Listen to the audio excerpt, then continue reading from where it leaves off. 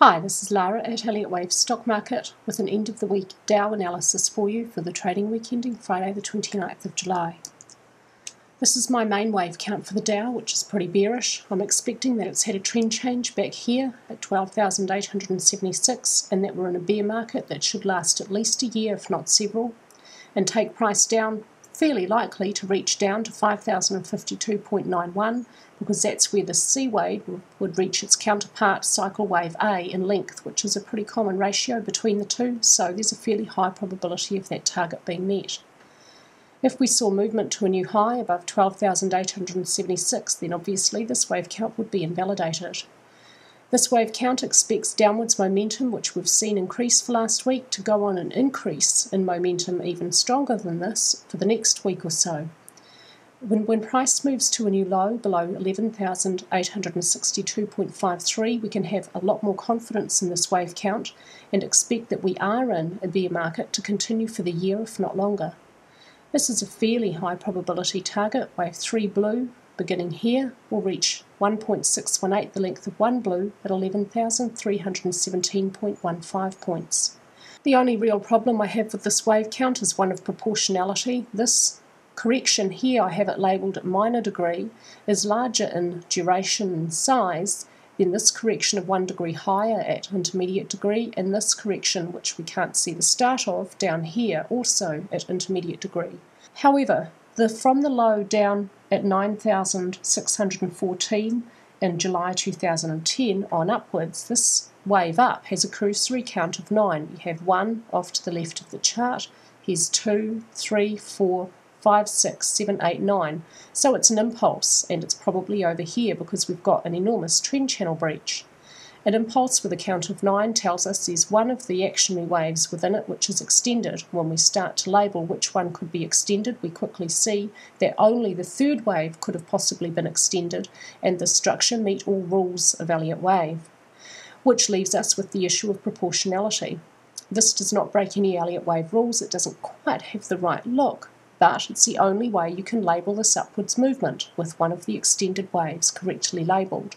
I could have neatly sidestepped this issue, as some other analysts have done, by simply labelling 1 to 9, but I think that would just be a tad on the lazy side, so we'll put some labels in there.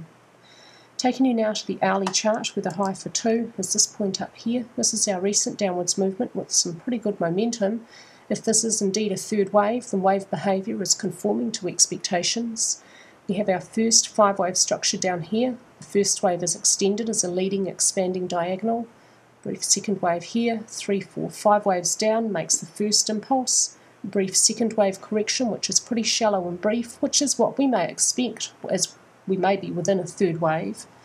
And now within 3 pink we have 1 and 2. Within this third wave, 1 and 2. This is the first way I have this little piece of movement labelled, and I have an alternate hourly count which looks at it slightly differently. I think this one has a higher probability because the proportions are looking better. If this is the case, then price should remain below 12,210.6, should continue on down with increasing momentum to one of these targets, and the second target, 11,637.85, has a higher probability and may be reached within the next 1 to 2 weeks. Alternatively, we may have a little bit of upwards movement on Monday or Tuesday.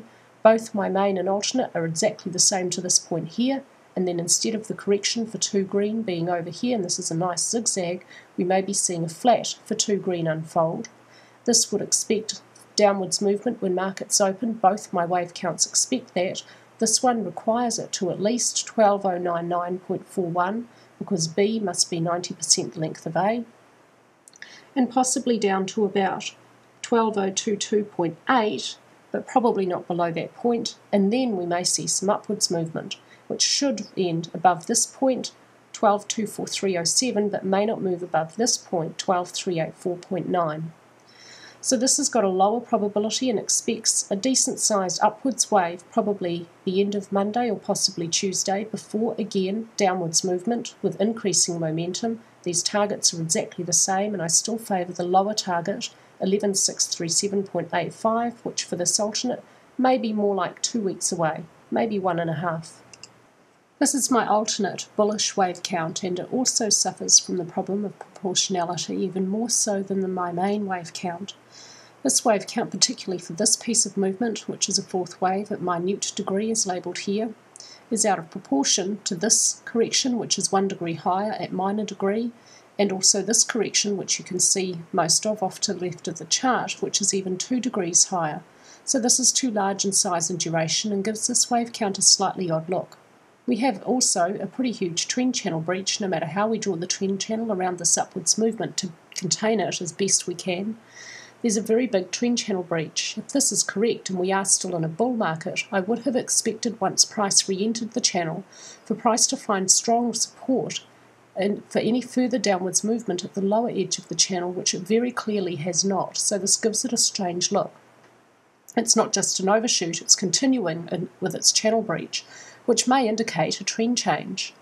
However, it's only fully technically invalidated with movement below 11874.94, but most particularly with a new low below this point, 11862.53, as if we wanted to see the fourth wave at black degree over at this low here. That's what's required to invalidate such a wave count.